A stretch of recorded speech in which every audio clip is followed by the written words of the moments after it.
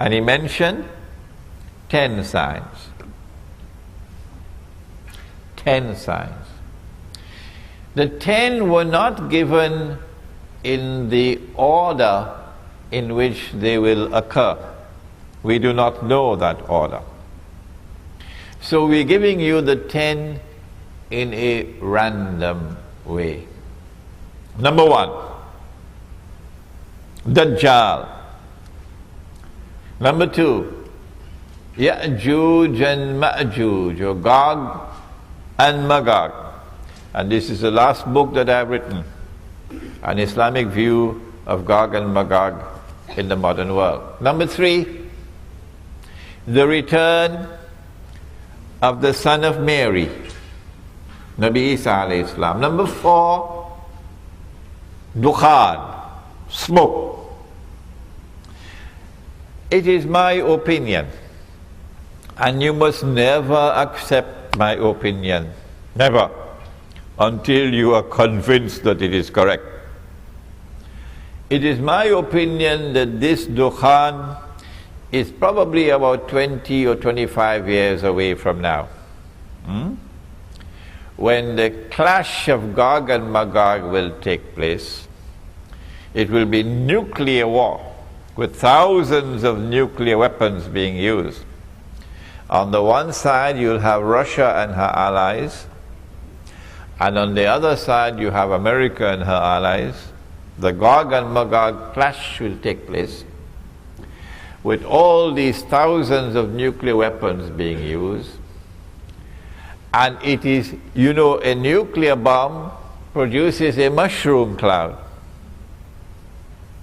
So can you imagine what's going to happen when thousands of nuclear weapons are used? There is a verse in the Quran which relates to this. In Suratul Isra, which is also known as Suratul Bani Israel. I think that my lecture is a little bit boring because some people are falling asleep. If you see anybody sleeping, wake them up.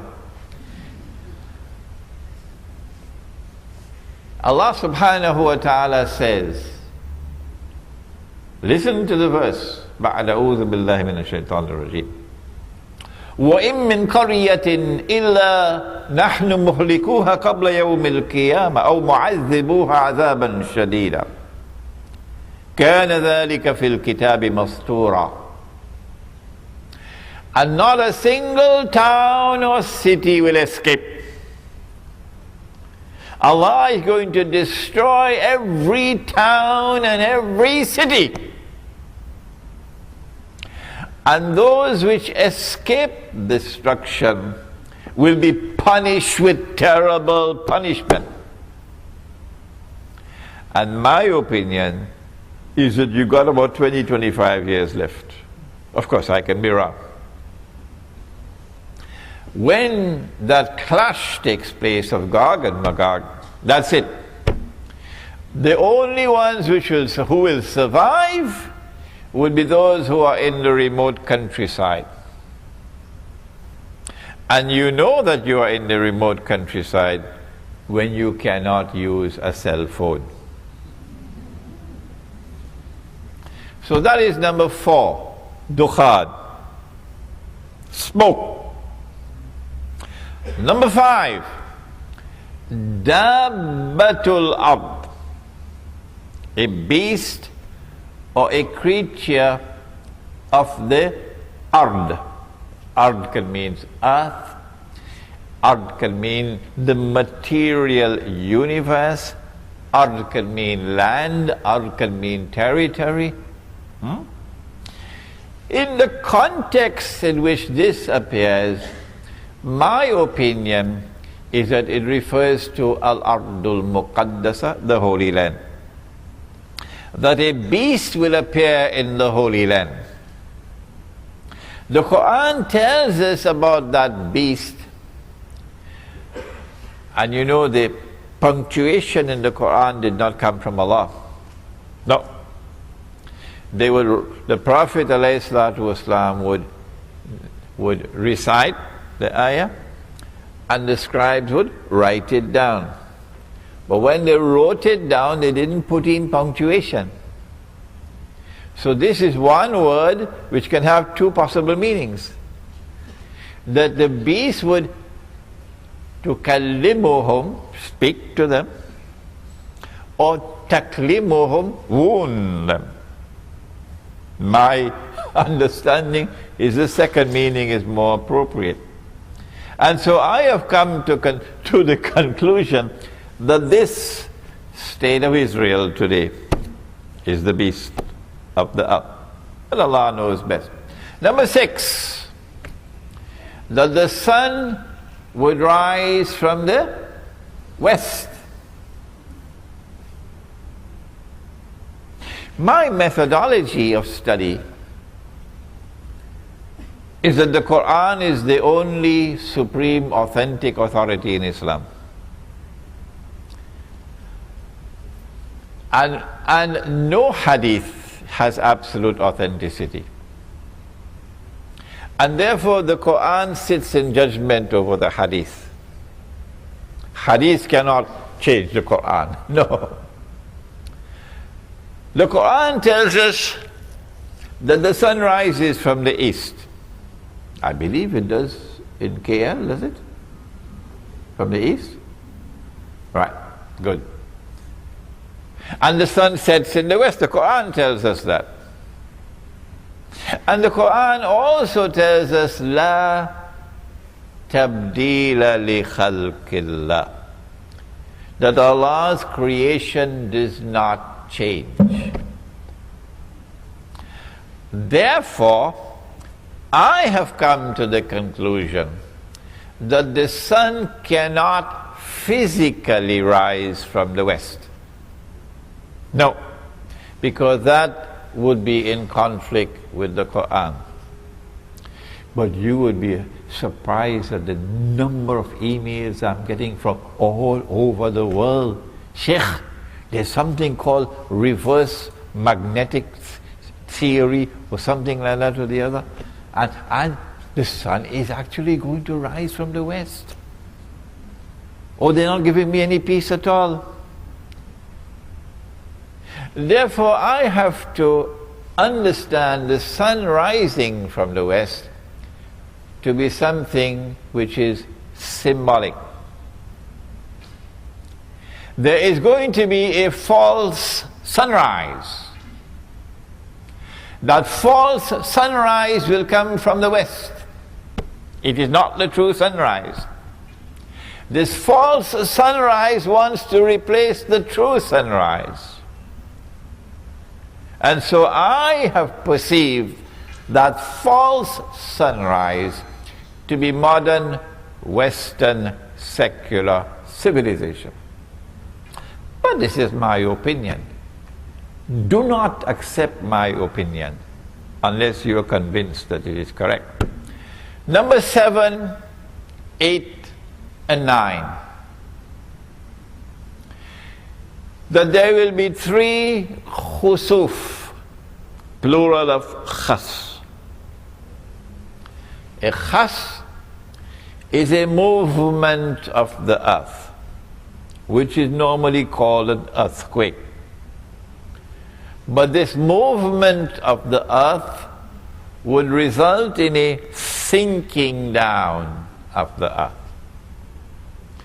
One would be in the east, the second would be in the west, and the third, I was here a few years ago, and in Damansiri, UK, it was Ramadan, and the people, you didn't hear about it? They had woken up in the morning for the Sahri, and the whole house went down. You didn't hear about that? Damansiri, UK. So one in the east, one in the west, and the third one in Arabia. And that third one in Arabia, that is the one which will confirm that this is Imam Mahdi. Not the eclipse of the sun and the moon, no. This is the one, the sinking down of the earth in Arabia. And number 10, that a fire will come out of Yemen. I don't understand this to be a literal fire. I understand this to be a revolutionary fire. You remember 1990? Some of you may have been born already. 1990, when Saddam Hussein sent his troops into Kuwait, and took over Kuwait. Remember? Oh my! You should have seen the Malay people. They were all celebrating. Yes, the Malay were very happy. And all the Malay were supporting Saddam. In Singapore as well, giving headache to the Singapore government. Because they detested Kuwait. They detested Kuwait. And the Yemeni people, there were about 8 million of them working in Saudi Arabia.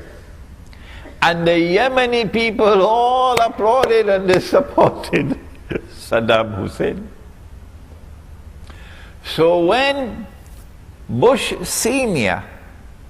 sent what he called a desert storm and pushed this Iraqi army out of Kuwait,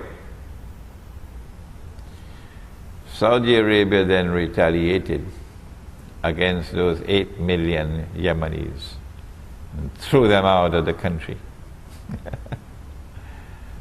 So the heart of Yemen is anti-systemic. The heart of Yemen despises the oppressor. And this is why the Prophet said, Allahumma barik lana fi shamina wa yamanina. O Allah, grant blessings for us in our Sham, Syria, and our Yemen. I wish he had included Indonesia as well. And so a fire will come out of Yemen and drive mankind to their place of assembly, which is Arafat. And so that spells goodbye to Saudi Arabia. These are the 10 major signs of the last day. And I don't have the time now. Each one of these will take some time to explain, each one of these. I'm writing a book on Dajjal now, and I hope I can complete that book while I'm here in Malaysia. I've already written this book on Gog and Magog. It's the only book in the market in the modern age, the only one. But you should now, because of today's lecture, and because you have been to KLCC, don't tell me you've not been to KLCC, and you've seen the tall buildings. Today's lecture is a wake-up call that you must study the subject of signs of the last day, and that you have to concentrate your study on the major signs, the 10 major signs. This book is entitled Signs of the Last Day in the Modern Age, and in this book there is a collection of essays dealing with this subject. Now,